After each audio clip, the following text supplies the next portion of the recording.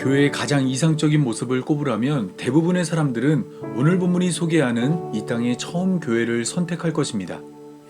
이 땅의 처음 교회는 가장 순수한 모습의 교회로 하나님의 뜻이 하늘에서 이루어지는 것처럼 이 땅에서도 하나님의 뜻을 행한 교회입니다.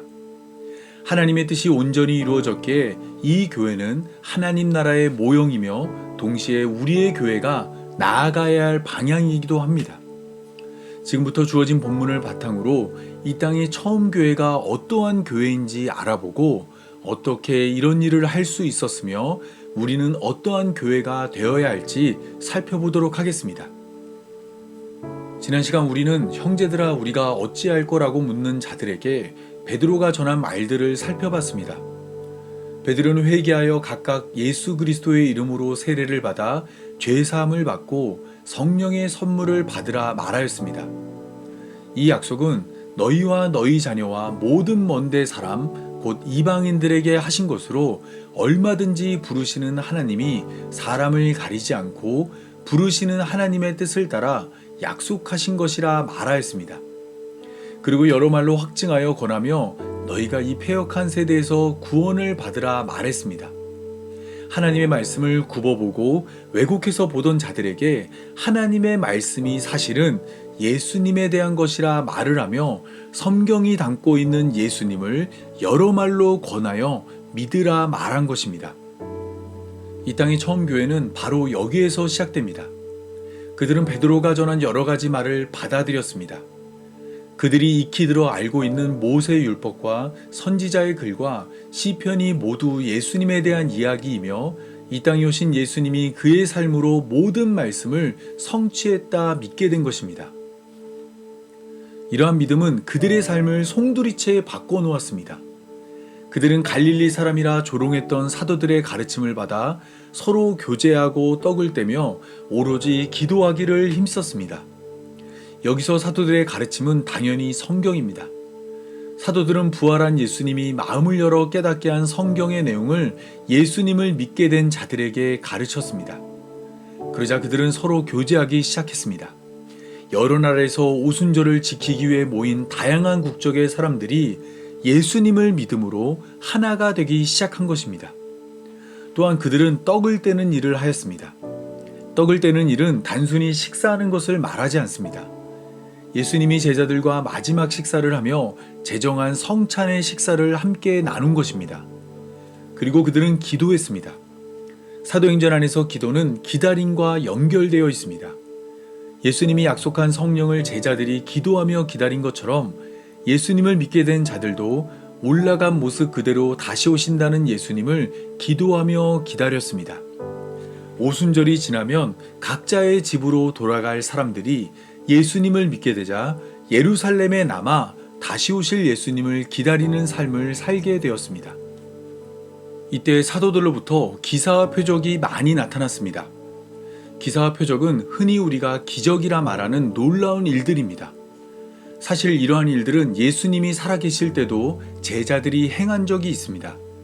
누가복음 9장을 보면 예수님의 제자들은 모든 귀신을 제어하며 병을 고치는 능력과 권위를 부여받아 각 마을을 두루다니며 곳곳에서 복음을 전하며 병을 고쳤습니다.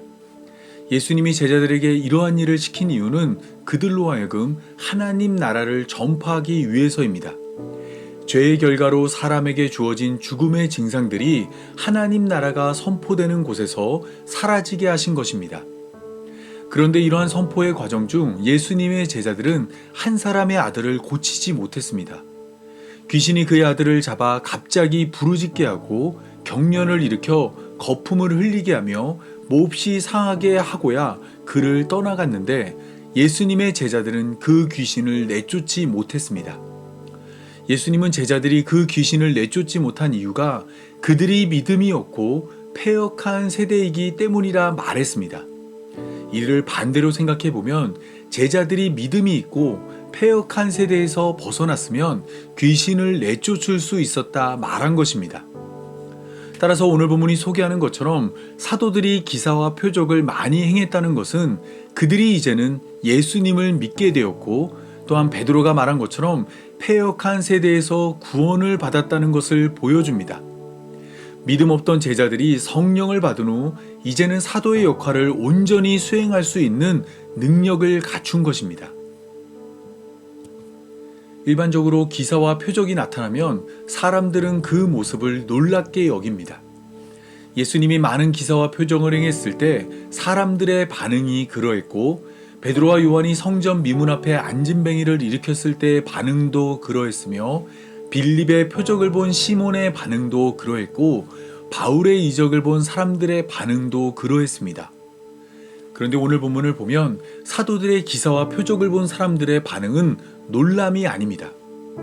그들은 사도들이 행하는 기사와 표적을 보고 두려워했습니다. 기사와 표적이 하나님 나라가 가까웠다는 것을 알렸기 때문입니다. 이미 방언을 통해 요엘이 말한 여호와의 크고 두려운 날이 가까이 왔다는 것을 알게 된 이들은 사도들이 행하는 기사와 표적까지 보자 더 이상 사도들의 말을 무시할 수 없었습니다. 사도들의 말이 사실이고 사도들의 말이 사실이라면 하나님 나라도 곧 임할 것이라 생각했습니다. 때문에 그들은 두려울 수밖에 없었습니다. 하나님이 보낸 자를 죽인 그들은 하나님의 심판을 피할 수 없었기 때문입니다. 예수님을 믿음으로 교회가 된 사람들은 역시 그들의 삶을 통해 하나님 나라가 가까웠다는 것을 전했습니다. 그 모습은 그들이 다 함께 있어 모든 물건을 서로 통용하고 또 재산과 소유를 팔아 각 사람의 필요를 따라 나눠주며 날마다 마음을 같이하여 성전에 모이기를 힘쓰고 집에서 떡을 떼며 기쁨과 순전한 마음으로 음식을 먹고 하나님을 찬미하는 것을 통해 나타났습니다. 각기 다른 나라에서 왔기에 언어도 달랐고 자라온 환경도 다르며 경제적 상황도 달랐고 성격과 성향도 달랐지만 그들은 예수님을 한마음으로 기다리며 하나가 되었습니다. 특히 자신의 소유를 팔아 각 사람의 필요를 따라 나눠주므로 이 땅의 처음 교회에는 가난한 자가 없었습니다. 가난한 자가 없어진 교회의 모습은 신명기 15장 4절이 말하는 모습 그대로였습니다. 신명기 15장 4절은 내가 만일 내 하나님 여호와의 말씀만 듣고 내가 오늘 내게 내리는 그 명령을 다 지켜 행하면 내 하나님 여호와께서 내게 기업으로 주신 땅에서 내가 반드시 복을 받으리니 너희 중에 가난한 자가 없으리라 라고 말합니다.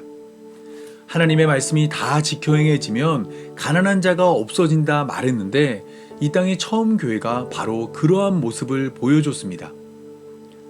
예루살렘에서 가난한 자가 사라진 교회의 모습은 여전히 가난한 자가 존재했던 성전의 모습과 대조를 이룹니다. 누가복음 21장을 보면 예수님은 성전에서 부자들이 헌금함에 헌금하는 것을 보았고 이후에 가난한 과부가 헌금함에 2렙돈 넣는 것을 보았습니다. 2렙돈은 오늘의 가치로 1,000원 정도에 해당하는 아주 작은 돈입니다. 그런데 예수님은 2렙돈을 헌금한 가난한 과부가 많은 헌금을 한 부자보다 많이 헌금을 했다 말했습니다. 부자들은 풍족한 중에 헌금을 했고 가난한 과부는 자기가 가지고 있는 생활비 전부를 헌금했기 때문입니다. 여기서 알 수 있는 것은 부자들의 많은 헌금이 과부를 돌보는 데 사용되지 않았다는 것입니다. 고아와 과부는 11조를 통해 섬겨야 할 대상임에도 그들은 고아와 과부를 돌보지 않았습니다. 하나님의 뜻을 온전히 행함으로 가난한 자가 사라져야 할 성전에 가난한 자도 있었고 부자도 있었습니다. 때문에 사도들의 기사와 표적으로 두려움을 느낀 사람들은 이제 그들이 어디에 서야 하는지 확실히 알게 되었습니다. 가난한 자가 있는 성전과 가난한 자가 없는 교회 사이에서 하나님의 뜻이 이루어지는 곳은 성전이 아니라 교회라는 것을 알게 된 것입니다. 요일이 말한 대로 땅에서 피와 불과 연기가 나고 해가 변하여 어두워지고 달이 변하여 피가 되는 때에 주의 이름을 불러 구원에 이를 자는 율법을 지키기 위해 성전에 머무는 자가 아니라 기도하며 다시 오실 예수님을 기다리는 교회라는 것을 깨달은 것입니다. 물론 앞으로 계속해서 살펴보겠지만 이러한 교회의 모습은 오래가지 못했습니다. 사도행전 5장을 보면 아나니아와 삽비라의 헌금으로 공급의 문제가 발생했고 사도행전 6장을 보면 헬라파 유대인과 히브리파 유대인 사이에 분배의 문제가 발생했습니다. 그리고 사도행전 7장을 보면 박해로 인해 힘써 모이는데 한계를 드러냈고, 결국 사도행전 8장에서는 사도를 제외한 모든 성도가 유대와 사마리아 모든 땅으로 흩어지게 됩니다. 하나님 나라와 같던 교회가 잠시 그 실체를 드러낸 후 사라져 버렸습니다. 이 땅의 하나님 나라는 이미 시작되었으나 아직 완성되지 않았기 때문입니다. 따라서 이 땅의 모든 교회는 완성을 향해 나아가는 교회가 되어야 합니다. 율법을 의지해 구원에 이르려 성전에 모인 사람이 아닌 은혜를 의지해 구원에 이르려 교회로 모이는 자가 되어야 합니다. 지금 우리가 서 있는 자리가 성전인지 교회인지 구별하는 방법은 간단합니다. 우리 안에 가난한 자가 있는지 없는지 살피는 것입니다.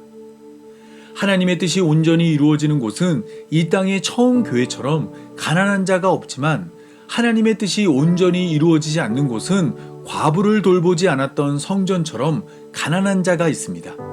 내 이웃을 내 몸처럼 사랑하라 말씀하신 후 우리의 죄를 자신의 죄로 여겨 십자가에 달려 죽은 예수님의 사랑이 머무는 교회에는 가난한 자가 없지만, 경건으로 위장하기 위해 율법의 요구만 충족시킨 교회에는 가난한 자가 넘쳐납니다. 두렵고 부끄러운 질문이지만, 우리의 교회는 성전입니까? 교회입니까? 여전히 우리 주변에 가난한 자가 있다면 우리는 과부를 돌보지 않은 성전과 같습니다. 스스로 교회라 우겨도 가난한 자가 있는 한 우리는 온전히 하나님의 뜻을 행하는 교회가 될 수 없습니다. 내 이웃을 내 몸처럼 사랑하라 말씀하신 예수님이 우리의 죄를 자신의 죄로 여겨 십자가에 달려 죽은 것처럼, 우리 역시 우리의 이웃을 우리의 몸처럼 여기는 자가 되어야 합니다. 물론 이러한 일은 힘들고 고됩니다. 하지만 예수님이 먼저 그 길을 걸었고, 우리 역시 예수님이 가신 길을 따라 걷기에 언젠가는 우리도 예수님과 같이 전부를 주어 사랑하는 자가 될 것입니다. 그때를 바라고, 그때를 기대하고, 그때를 소망하며 다시 오실 예수님을 기도하며 기다리는 성도의 삶이 되기 바라며 오늘 말씀 맺겠습니다.